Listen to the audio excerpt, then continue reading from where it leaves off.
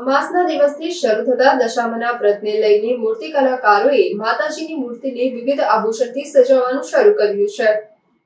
અમાસના દિવસથી એટલે કે દિવાસાથી દશામાના વ્રતનો પ્રારંભ થતો હોય છે। દશામાના વ્રતના પ્રારંભથી જ વિવિધ તહેવારોની પણ શરૂઆત થતી હોય છે। મોટાભાગે બહેનો દશામાના આ વ્રત કરી માતાજીની આરાધના કરતા જોવા મળે છે। દશામાના વ્રતને હવે ગણતરીના દિવસો બાકી રહ્યા છે, ત્યારે મૂર્તિ કલાકારો પણ માતાજીની મૂર્તિને સજાવટ તેમજ રંગરોગાન કરતા નજરે ચડી રહ્યા છે। ખાસ કરીને વડોદરા શહેરમાં સૌથી વધારે દશામાની મૂર્તિનું સ્થાપન કરવામાં આવતું હોય છે। બજારમાં વેચાણ કરતા કારીગરોનું કહેવું છે કે વિવિધ સારી અને માતાજીને તૈયાર કરવામાં ઘણો સમય લાગે છે, જેથી અમે 2 મહિના અગાઉ જ માતાજીની મૂર્તિ તૈયાર કરવામાં લાગી જતા હોઈએ છીએ।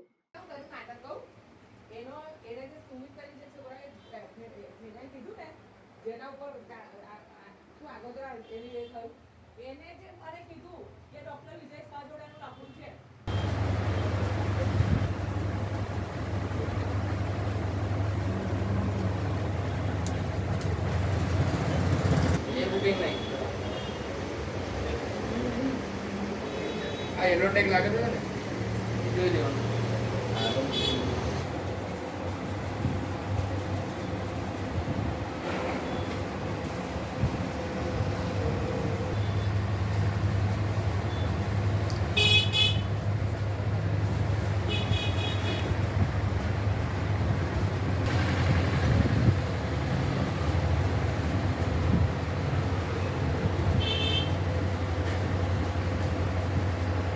આગામી 24/7ના રોજ દશામાનું વ્રતનો પ્રારંભ થવા જઈ રહ્યો છે અને આ વખતે દશામામાં ઉત્સાહ લોકોને વધારે છે।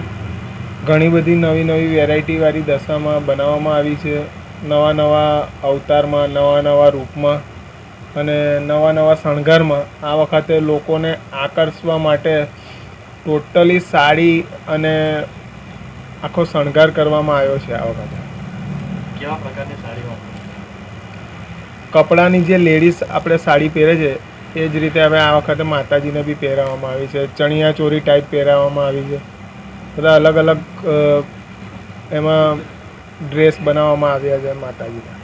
ગ્રાહકોની કેવી માંગ છે? ગ્રાહકોને એવી જ માંગ છે, સાડી શણગાર સાથે જે વસ્તુ મળે, માતાજી મળે અને તૈયાર મળી જાય એટલે શું છે કે એમને કરવું ના પડે અને ઉત્સાહથી એ લોકો આ વખતે દશામાં લઈ જાય છે, બુકિંગ કરાવી જાય।